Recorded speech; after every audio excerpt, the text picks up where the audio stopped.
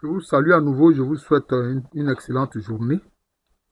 Alors aujourd'hui, l'Église a célébré l'Eucharistie, c'est la fête de l'Eucharistie, qu'on appelle aussi la fête Dieu, hein.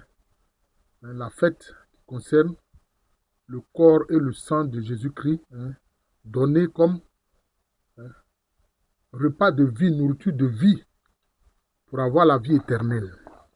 Alors, il y a certains qui ne comprennent pas, qui disent, mais oui, bon, en quoi est-ce que le pain et puis le vin là, vont devenir corps et sang de Jésus-Christ? Mais c'est le Saint-Esprit qui fait cela. C'est le Saint-Esprit qui transforme le pain là en corps du Christ et le vin en corps du Christ quand c'est consacré par les prêtres, hein. C'est ce qu'on appelle la transsubstantiation. La transsubstantiation. Tu regardes, c'est comme si tu vois toujours du pain, tu vois toujours du vin, mais c'est devenu corps et puis sang de Jésus-Christ. C'est pour ça qu'une dame comme Marthe Robin a vécu près de 50 ans en ne se nourrissant que de l'Eucharistie, que du corps et du sang de Jésus-Christ. Elle ne prenait pas d'autre nourriture. Elle ne pouvait pas non plus tricher puisqu'elle était handicapée, elle ne pouvait pas se déplacer, elle était tout le temps couchée dans un lit. Donc voilà la réalité de ce qu'on a appelé le mystère, mais en fait, bon, ce sont les œuvres de Dieu. Voilà, moi j'appelle ça les œuvres de Dieu.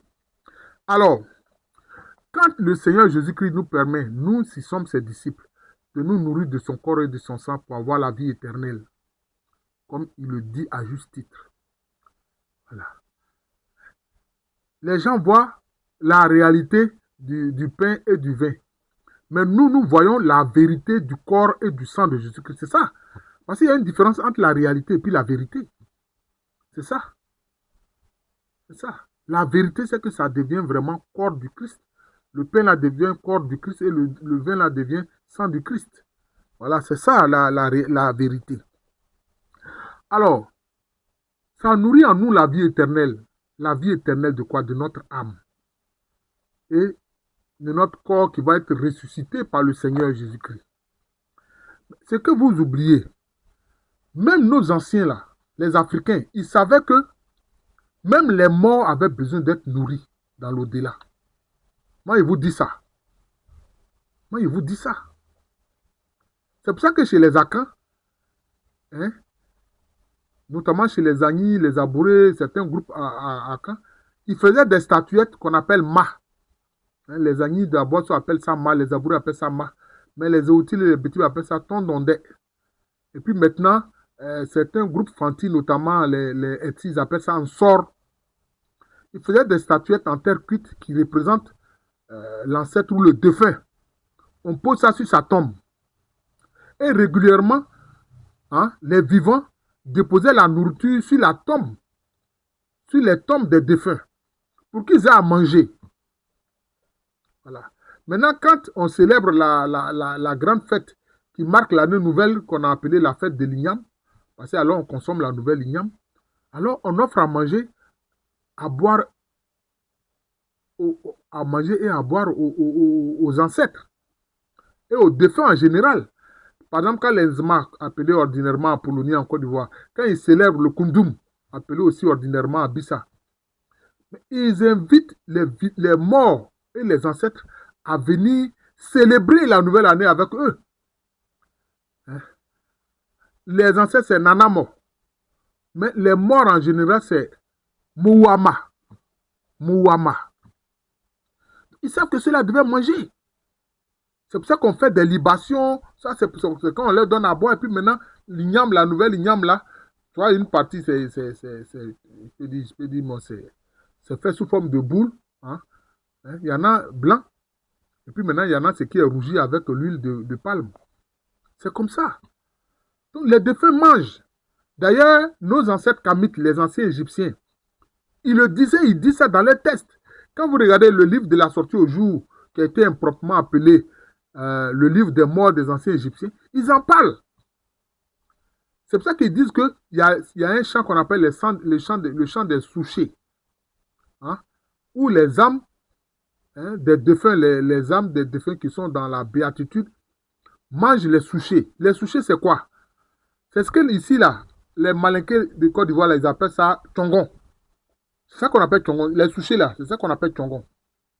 Ça s'appelle en français souché, mais en malinké Tchongon. Les Allemands appellent ça Atadjon. Il dit que les défunts dans l'au-delà se nourrissent de ça. Et ils se nourrissent de pain, ils se nourrissent de vin, ils se nourrissent de toutes sortes de nourriture. Maintenant, ceux qui sont des mauvais, les malfaisants là, ceux-là, dans l'au-delà, ils n'ont pas à manger. Ils se nourrissent de quoi? De leurs propres excréments. Ils s'abreuvent de quoi? De leurs propres urines.